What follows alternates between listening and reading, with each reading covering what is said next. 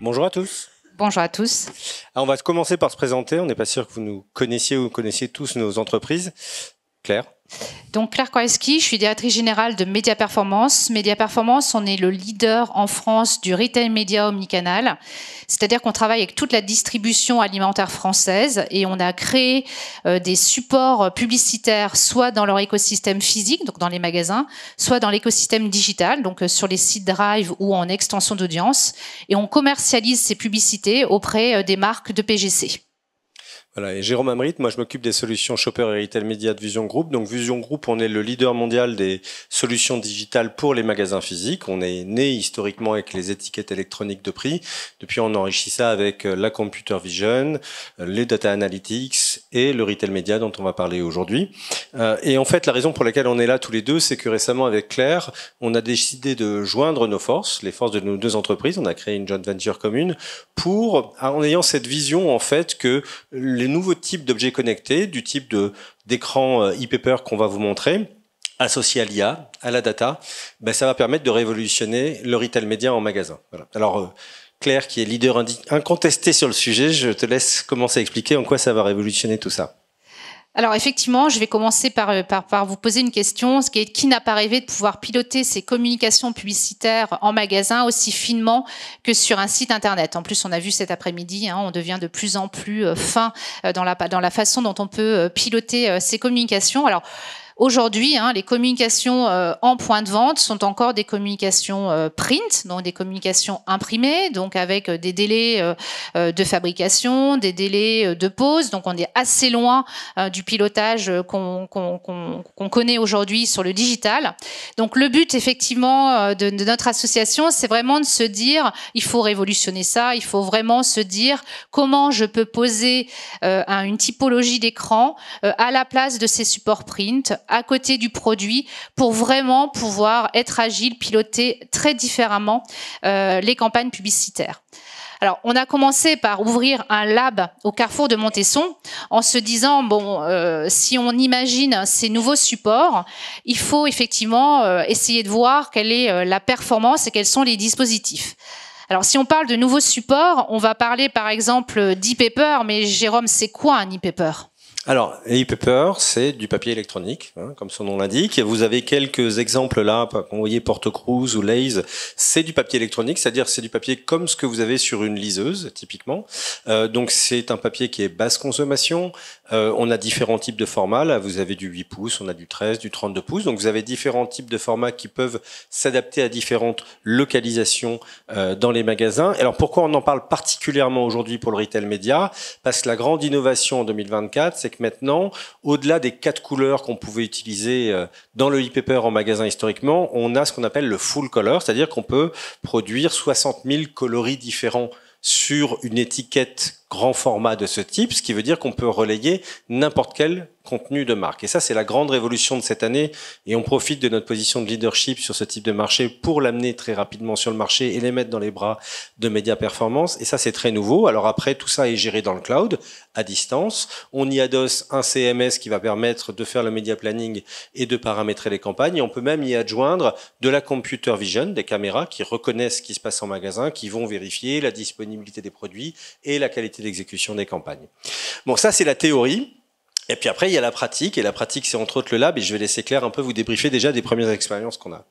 Alors effectivement, le but, c'est de se dire, quand on est en magasin et qu'on a en main des innovations, il y a l'envie de transposer le monde qu'on connaît. Donc de se dire, effectivement, je prends différents supports volontairement. Sur la photo du milieu, on vous a laissé un support de l'ancien monde, le support print, et de se dire, en fait, je le transpose de façon évidente par, quelque part, l'écran qui ressemble le plus. Nous, on pense que c'est pas que ça, les innovations, loin de là. L'histoire, c'est de réinventer, de se réinventer avec des supports, typiquement l'e-paper que vous avez en 32 pouces. C'est pas un format print qui existe. Donc, on a vraiment cherché à la fois se dire, il y a des transpositions logiques, et à la fois, on va rajouter des nouveaux supports. Et puis surtout, d'être avec le leader de l'e-paper, c'est aussi inventer les bons formats demain.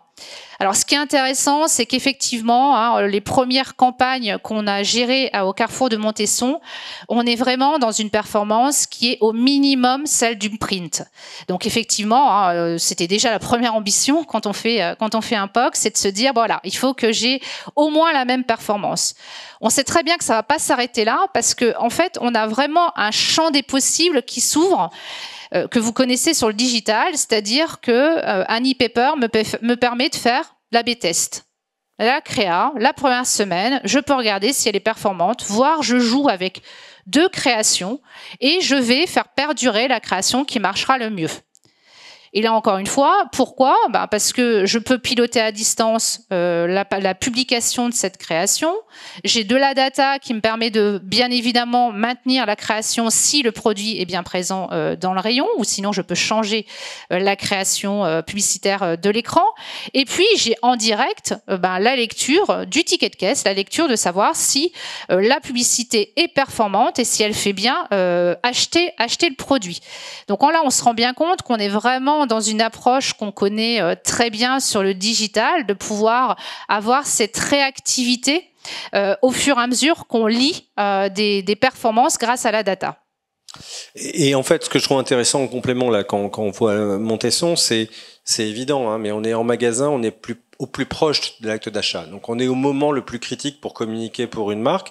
C'est évident, mais je tiens à rappeler aussi que on est dans le magasin physique, c'est-à-dire dans la plupart des verticales du retail, là où il y a la majorité du trafic. Donc il y a énormément, et à juste titre, hein, beaucoup de buzz, beaucoup de bruit sur le retail média online, parce que c'est là qu'il a été créé principalement. Rappelons-nous que quand on est sur des verticales alimentaires, il y a 90% du trafic qui est en magasin, et même sur certaines verticales non alimentaires plus pénétrées sur l'e-commerce, ça va être du 70%. Donc on est là où est l'argent, enfin très très concrètement, là où les marques ont envie d'investir, ça se passe là. 2-3 commentaires en plus, là on voit des exécutions de marques assez classiques. De par notre métier historique de gestion des prix à travers les étiquettes électroniques, on peut rajouter un prix, ce qui renforce le call to action quand on est en magasin. On a également la possibilité, et on le fait généralement, de rajouter du QR code, ce qui permet une interactivité, l'accès à un univers de marque, l'accès à plus d'informations sur le produit. Donc ça veut dire que on est sur un contenu également qui est enrichi par rapport à une version print. Et puis dernier point, de plus en plus de nos objets connectés embarquent le Bluetooth, ce qui en termes d'interopérabilité avec les smartphones des shoppers, ouvre également des nouvelles portes. Donc là, c'est des nouveaux usages, la reconnaissance, les détections automatiques d'un shopper connecté qui a ouvert votre app, qui est dans votre magasin, et qui va se voir, qui peut avoir des pushs sur des offres personnalisées au moment où il se rapproche d'un certain nombre d'objets connectés. Voilà. Donc il y a beaucoup de choses nouvelles qui se passent et qui sont très prometteuses. Et c'est vrai que pour compléter par rapport au sujet de la journée, alors il est clair que la data et l'IA, c'est des algos de personnalisation, c'est de se dire en temps réel, je peux grâce à effectivement l'interactivité du Bluetooth avoir des messages promotionnels personnalisés qui vont arriver sur les applications mobiles des consommateurs. Je peux aussi piloter, si je mets un QR code qui est plutôt un bon de réduction immédiat, je peux aussi piloter la générosité en fonction d'un contexte de marque. Il est plutôt dans un magasin où il est en perte de part de marché, il est plutôt prêt à mettre une valeur faciale assez importante, mais je peux aussi le croiser avec des profils consommateurs si on scanne un QR code, on comprend. Donc là, on comprend que la data va en plus amplifier vraiment l'usage de la data, va amplifier vraiment la personnalisation de ces communications. Et tout ça, c'est possible parce que c'est du digital, parce qu'aujourd'hui, le print, malheureusement, ne nous permet pas de faire tout ça. Voilà, donc on voulait rappeler en synthèse quelques bénéfices de tout ça. Donc on en a déjà évoqué, mais c'est l'agilité. On peut changer du contenu à n'importe quel moment. Le contenu peut être différent dans n'importe quel magasin, à travers un réseau, à n'importe quel moment. C'est l'instantanéité du changement également. On peut flipper de contenu à tout moment. Pas d'anticipation, pas de délai pour imprimer, installer, ainsi de suite. La fiabilité d'exécution, on en a un peu moins parlé, mais structurellement, avec les solutions digitales, on a un monitoring via notre solution cloud où on sait tous les IoT qui sont connectés online par online, on sait tracer le contenu qui est publié à chaque moment sur chacun de nos IoT, et puis on peut y adjoindre la computer vision pour checker l'environnement plus global de la campagne et vérifier la disponibilité des produits. Interactivité, personnalisation, tu viens de l'évoquer, j'y reviendrai pas. Omnicanalité, peut-être un point additionnel.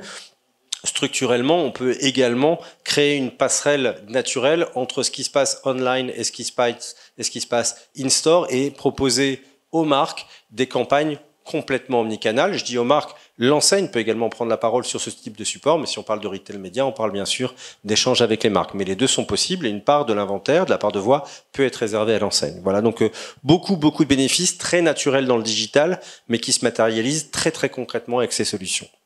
Alors, si vous projetez, c'est un champ des possibles qui s'ouvre à nous. Demain, ça veut dire que c'est des écrans qui sont installés en magasin et qui pourraient être achetés en programmatique. Le champ des possibles s'ouvre. Aujourd'hui, c'est vraiment la même logique que le DOH avec la vidéo. Donc, c'est de se dire, effectivement, je pourrais acheter le bon dispositif omnicanal. En même temps, j'achète de la programmatique online, j'achète de la programmatique in-store et je me fais un parcours performant et agile grâce à son pilotage. Voilà. Merci à tous pour votre attention.